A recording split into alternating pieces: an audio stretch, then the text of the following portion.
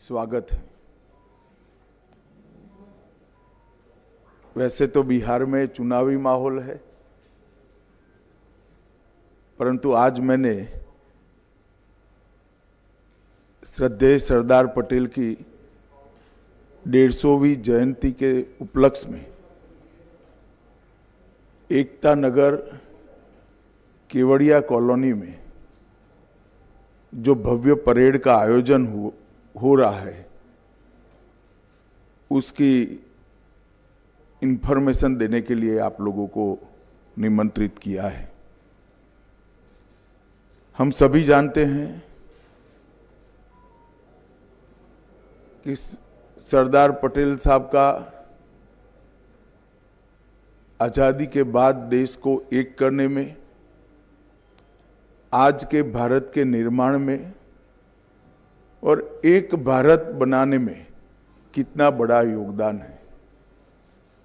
सरदार पटेल जी की 150वीं जयंती कल है।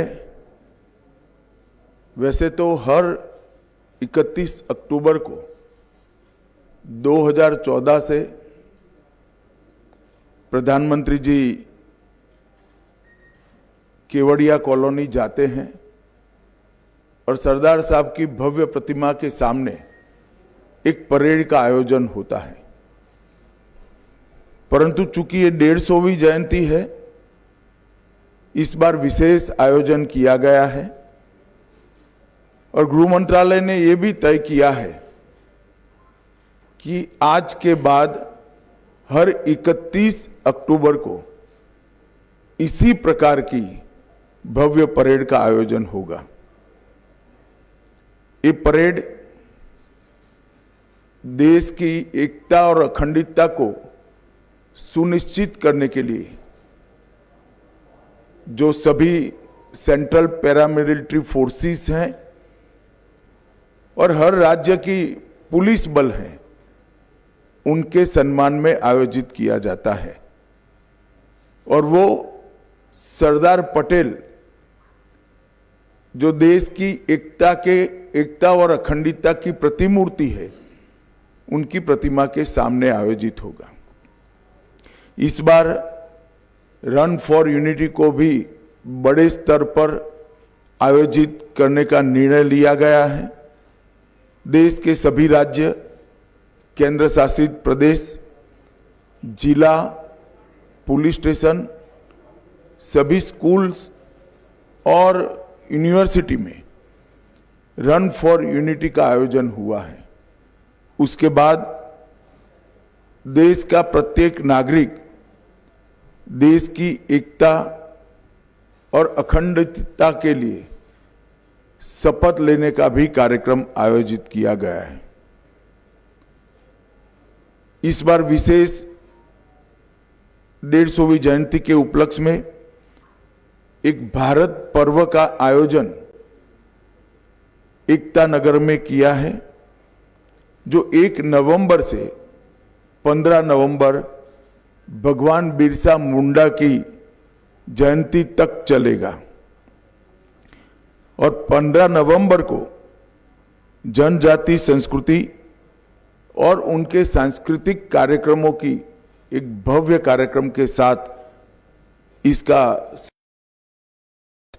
जिसमें देश भर की जनजातियों के सांस्कृतिक विविधताएं, खाद्य परंपराएं, पोशाक की परंपराएं, शिल्पकला, लोक कला और संगीत का एक अद्भुत समन्वय बनाया जाएगा।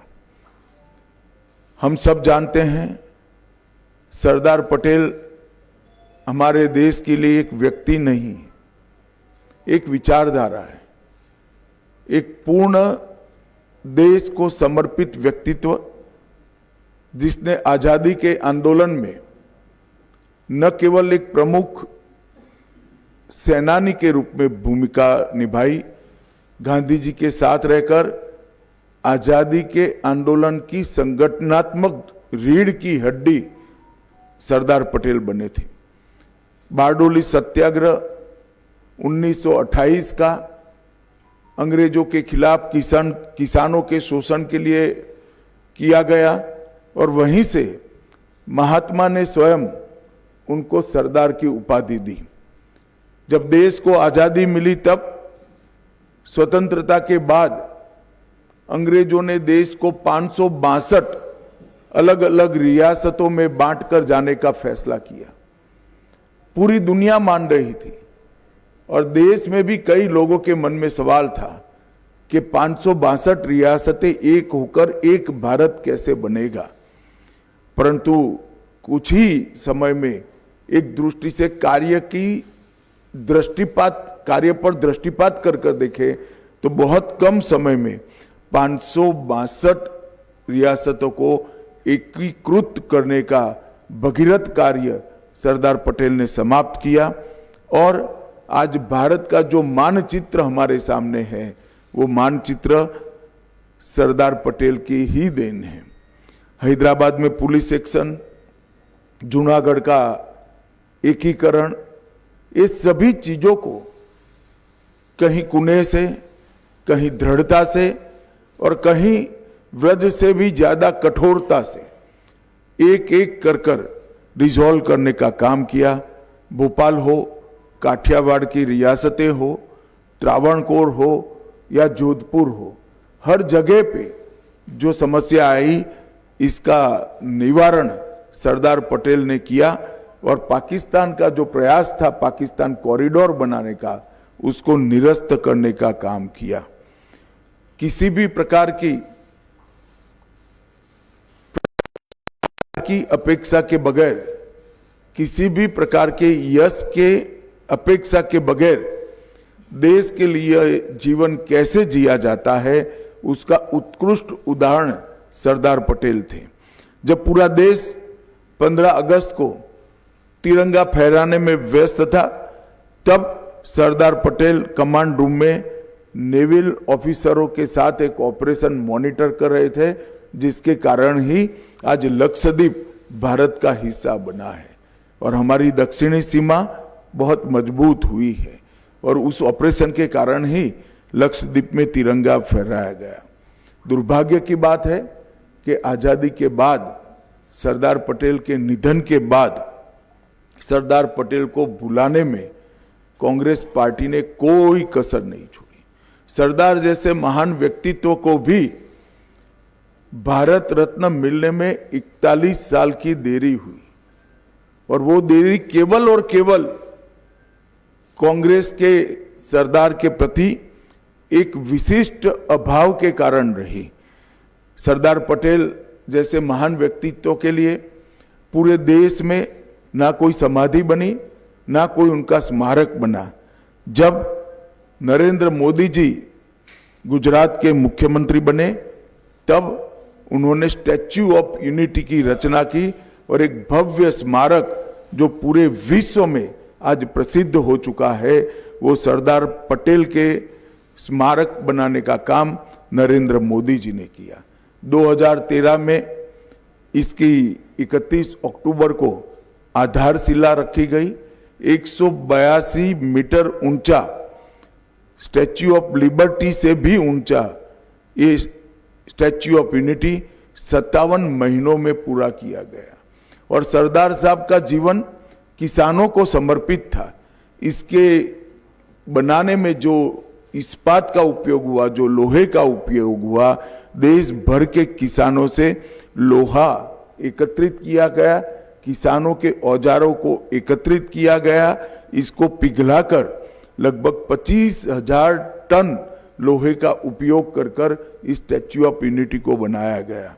90,000 घन मीटर कंक्रीट और 1700 टन से अधिक कांसा का उपयोग कर एक अविस्मरणीय स्टैच्यू ऑफ यूनिटी बनाया गया है और आज स्टैच्यू ऑफ यूनिटी सरदार साहब को श्रद्धांजलि देने का, इनके प्रति श्रद्धा व्यक्त करने का एक प्रमुख पर्यटन स्थल बन चुका है। रोजाना लगभग 15,000 लोग स्टैच्यू ऑफ यूनिटी पर आते हैं। अब तक देश के 2.5 करोड़, देश और विदेश के 2.5 करोड़ लोगों ने स्टैच्यू ऑफ यूनिटी का विजिट किया है और एक प्रकार से भारत का एक इंजीनियरिंग मार्वेल के रूप में प्रस्थापित हुआ है। नरेंद्र मोदी जी ने इसके आसपास 14 प्रकार के अन्य पर्यटन आकर्षण खड़े कर पर्यटकों का एक प्रिय स्थल बनाया है। वहाँ वैली ऑफ फ्लावर भी है, एकता नगर टाउनशिप भी है, झील सर्किट है, लाइट एंड साउंड शो है, पटेल गार्डन भी बना है, एकता क्रूज नर्मदा की नदी में घूमकर एक नयन रम्य नज़ारा देखने का मौका भी है, बटरफ्लाई गार्डन है, जंगल सफारी है, एकता मॉल है, ग्लो टॉर्च व्यू पॉइंट है और नर्मदा तट पर एक प्रदर्शन की दीर्घा भी बनाई। एकता नगर का जो कार्यक्रम हो रहा है, सापुतारा और विंध्याचल की पर्वतमालाओं के बीच में एकता नगर स्थित है। वहीं पर कल सुबह प्रधानमंत्री जी 7:55 को परेड की सलामी लेंगे। ये राष्ट्रीय परेड में केंद्रीय सशस्त्र पुलिस बल, कई राज्यों के पुलिस बल कौशल, अनुशासन और वीरता का प्रदर्शन करेंगे।